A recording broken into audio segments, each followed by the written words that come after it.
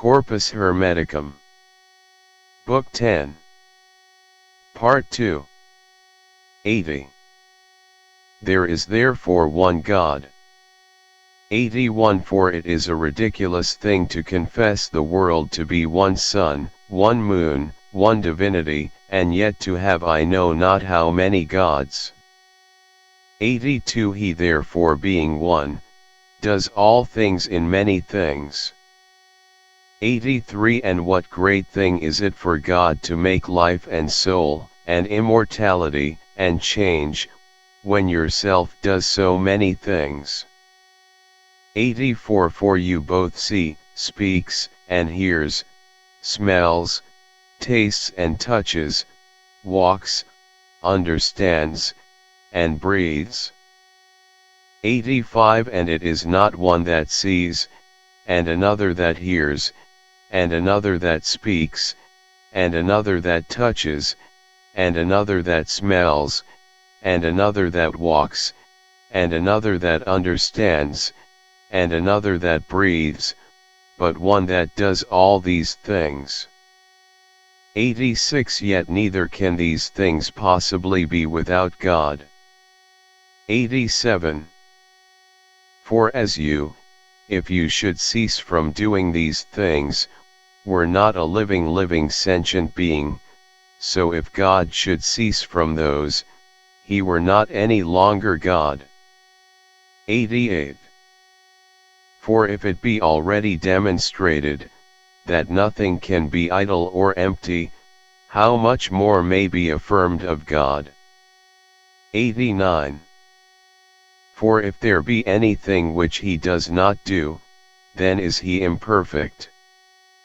90. Whereas feeling he is not idle, but perfect, certainly he does all things. 91. Now give yourself unto me, O Hermes, for a little while you shall the more easily understand, that it is the necessary work of God that all things should be made or done that are done or were once done, or shall be done. 92. And this best beloved, is life. 93. And this is the fair. 94. And this is the good. 95. And this is God. 96. And if you will understand this by work also, mark what happens to yourself, when you will generate. 97. And yet this is not like unto him, for he is not sensible of pleasure, for neither has he any other fellow workman. 98. But being himself the only workman he is always in the work, himself being that which he does or makes. 99. For all things, if they were separated from him, must needs fall and die, as there being no life in them.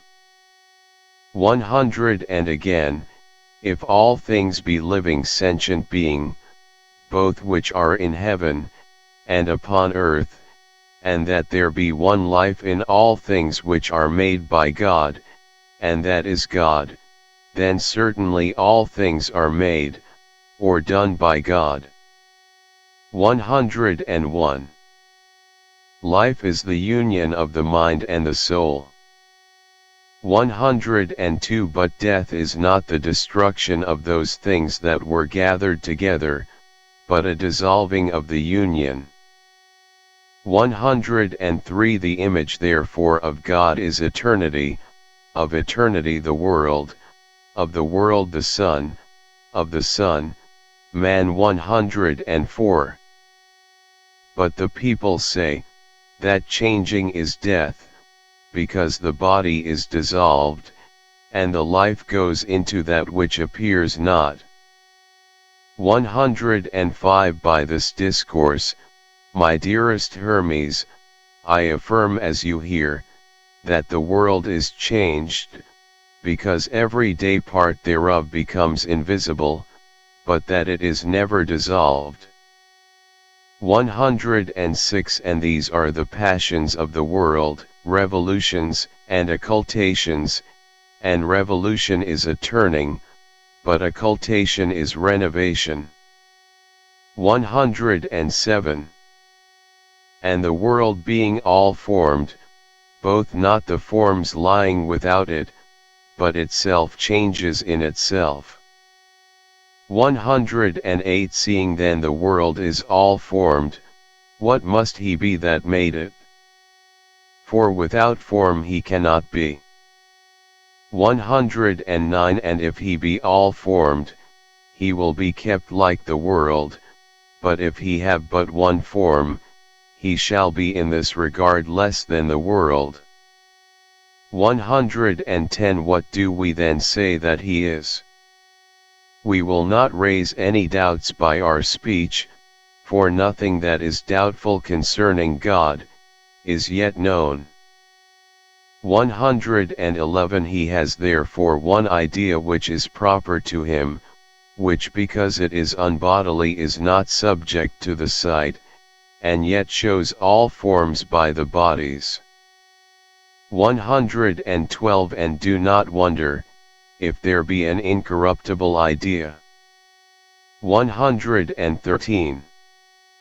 For they are like the margents of that speech which is in writing, for they seem to be high and swelling, but they are by nature smooth and even. 114. But understand well this that I say, more boldly, for it is more true, as a man cannot live without life, so neither can God live, not doing good. 115. For this is, as it were, the life and motion of God, to move all things, and quicken them. 116. But some of the things I have said, must have a particular explication, understand then what I say. 117. All things are in God, not as lying in a place, for place is both a body, and unmovable, and those things that are there placed, have no motion. 118. For they lie otherwise in that which is unbodily, than in the fantasy or to appearance. 119. Consider him that contains all things, and understand, that nothing is more capacious, than that which is incorporeal, nothing more swift, nothing more powerful, but it is most capacious, most swift, and most strong. 120. And judge of this by yourself, command your soul to go into India, and sooner than you can bid it, it will be there. 121. Bid it likewise pass over the ocean, and suddenly it will be there, not as passing from place to place, but suddenly it will be there.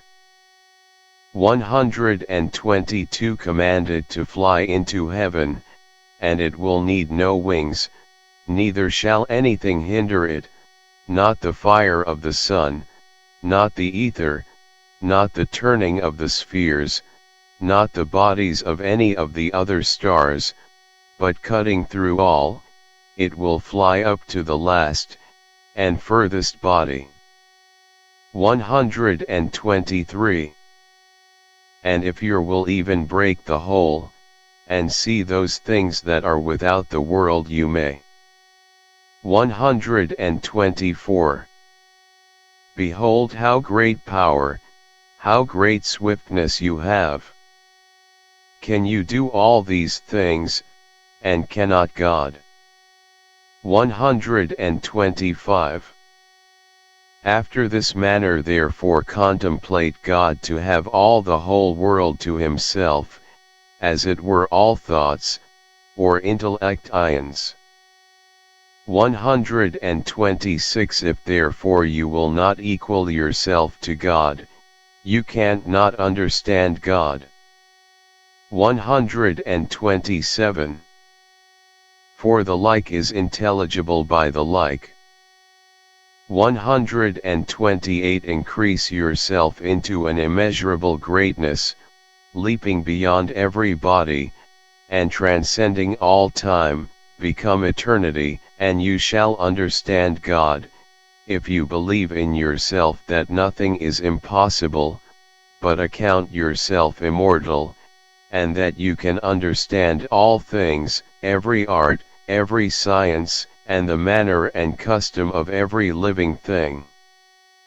129 Become higher than all height, lower than all depths, comprehend in yourself the qualities of all the creatures, of the fire, the water, the dry and moist, and conceive likewise, that you can at once be everywhere in the sea, in the earth.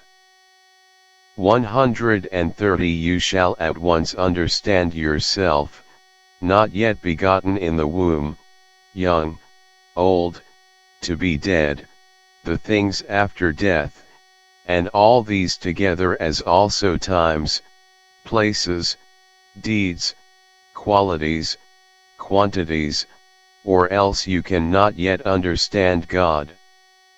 131 But if you shut up your soul in the body and abuse it, and say, I understand nothing, I can do nothing, I am afraid of the sea, I cannot climb up into heaven, I know not who I am, I cannot tell what I shall be, what have you to do with God, for you can understand none of those fair and good things, be a lover of the body, and evil. 132 For it is the greatest evil, not to know God. 133 But to be able to know and to will, and to hope, is the straight way, and divine way, proper to the good, and it will everywhere meet you, and everywhere be seen of you, plain and easy, when you do not expect or look for it, it will meet you, waking, sleeping, sailing, traveling, by night, by day, when you speak, and when you keep silence.